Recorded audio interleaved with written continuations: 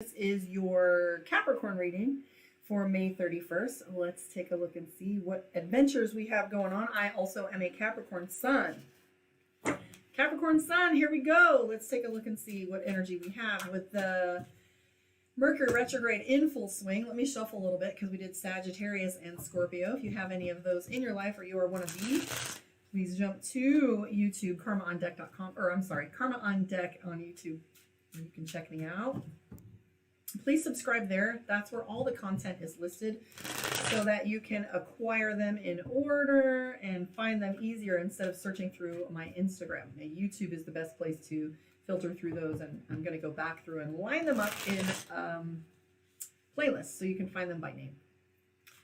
All right, here we go, darling. My beloved Capricorns.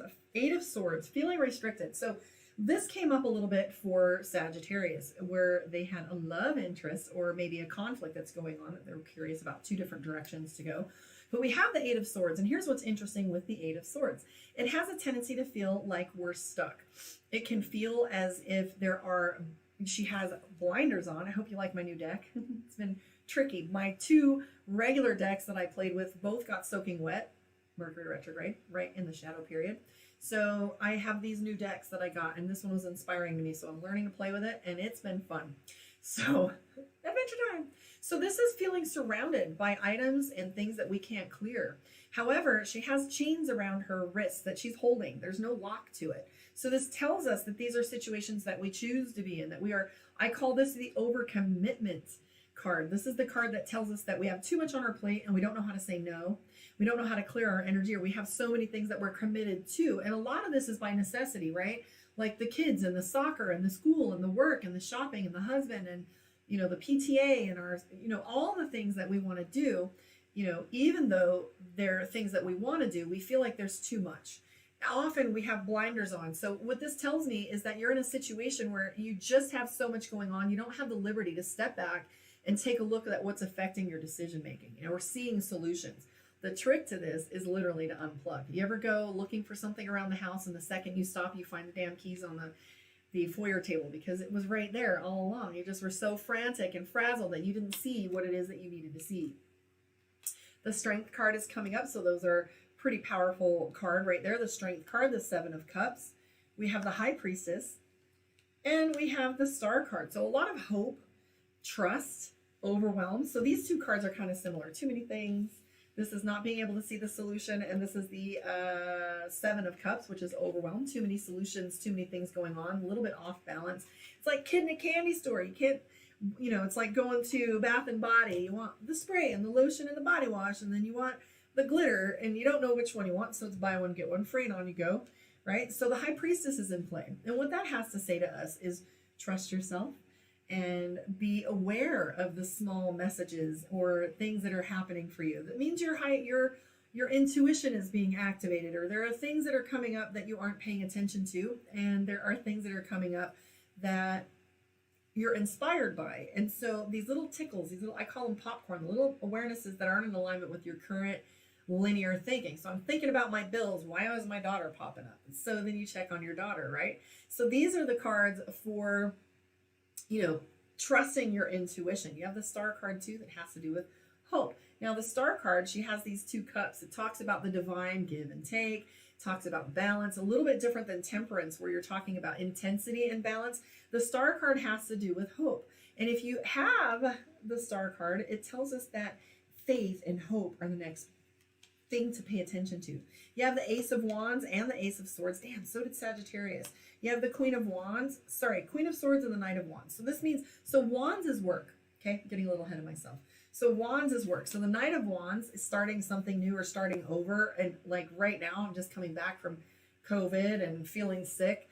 And we have the Knight of Wands, which tells us we feel like we're doing things newly or newly starting over. Even though we have experience, it feels as if we're beginning a project all over again. Ace of Wands being new beginnings. This is a trump card. So for those of you Capricorns that are feeling stuck, this card is telling us that's about to come a little unhinged, but it's based on your next decisions. Noted. I'm also a Capricorn. So Ace of Swords is decision. Queen of Swords being how are you nurturing those decisions?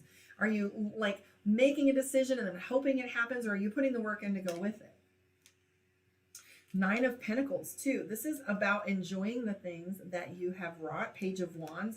So you are feeling a little awkward. Seven of Pentacles. So Seven of Pentacles is about mapping. Really, it's about looking at the resources that we do have. So here's this orchard and a woman with her basket, and it's time to harvest. And she's like, all right, it's time to count what I've done. So this card right here is about taking stock of what's going on in your life and looking at the things that you do have before you decide what it is that you need. And it's also this card that is about, like, you know, having abundance, because you can't count what you don't have. So come from gratitude with that one. The Devil card is in play for you as well. It was also showing up for Sagittarius. Now, the Devil card is the things that afflict us. So it can also mean bad habits. It can mean substances. So if you've been drinking too much, sleeping too much, watching Netflix all the time, any other kind of substance that you're misusing or using. This could also reference lies, or someone not telling you the truth, or feeling as if someone's lying to you, or trying to unpack the truth behind something. The Devil card is our card for what holds us back, the things that afflict us, and our old habits. So what are the habits that you have, and what is it that you're holding on to that doesn't serve you? Is it, maybe I need to get it together and get motivated, or maybe someone is actually not telling you the truth and blocking you. So this has to do with blockages as well. Interestingly enough, the Devil card is all about rules. Okay, how things are supposed to be. And the Devil card is our card for Capricorn, by the way. So if some of these cards have like the High Priestess, etc., they have different aspects with astrology, and one of which is the Devil, which is Capricorn. I didn't like that too much in the beginning, but I am very practical, and rules and structure does drive me. So it's like, what are the things that are we a slave to? You have the Two of Pentacles, okay? The Two of Pentacles is about choosing a path. You have this decision to make, or one project that you need to work on before another. So it's best to prioritize. So that card is like, I've got two hands and only one thing I can work on at a time. And so allow yourself the liberty and space to do things well and focus on being in the moment and getting that thing done very well. I was saying that to a dealership recently. I was like, if you just pay attention to what's in front of you, you wouldn't be so frazzled, right? So the interesting thing here is we also have the Emperor in play next to the Devil card. Now the Emperor can be a father figure. It can be a husband or a partner or a boss. The Emperor usually being someone who is very alpha, very dominant, can often be the negative aspect of controlling. So we have the Devil card next to the Emperor. Are you trying to control? I dropped it. Hold, please. Back to your regularly scheduled program. Okay, so we have the Devil card right next to the Emperor. So is there someone that's controlling your environment? Okay, is there someone imposed between you and your goals? Is there someone who's making demands of you that require obedience, that require you to do things in a certain way that could be holding you back? Because this right here tells me that there's some complicated dynamics between you and another individual, or this might even be the things you told yourself you would do, and you're absolutely, so this is committed to the commitment. I'm not going to get divorced because I said I would be married in the temple and it's forever. Or I have this ring and I can't behave a certain way because my husband. And it doesn't mean you're going to be bad. It just means that you have things that are holding you back, right? So this could even be church, religion, with the Emperor in play. It's definitely somebody that's telling you, though. It could be a boss, right? Or somebody that's playing against you. So I want you to look at those dynamics around you. And you have this indecision that's happening where I can only do one thing at a time. Exactly. I was inspired to pull another card and to finish this off, and I was saying indecision, and there it is. This is the Two of Wands. So there's an enlightenment going on with this. There's a light along here, and we got to go between these two individual things to get where we need to go.